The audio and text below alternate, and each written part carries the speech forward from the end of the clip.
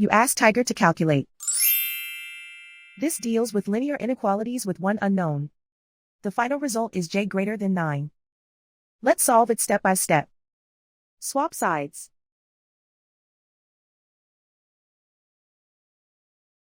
Group all constants on the right side of the inequality. Subtract 38 from both sides.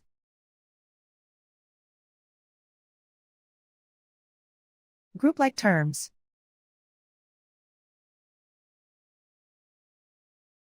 Simplify the arithmetic.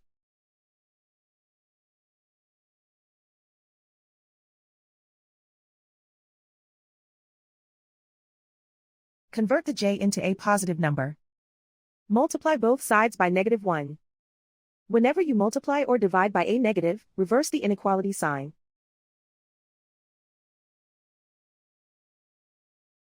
Remove the ones.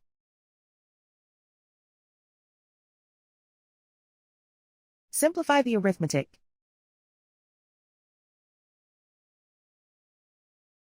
Plot the solution on a coordinate grid.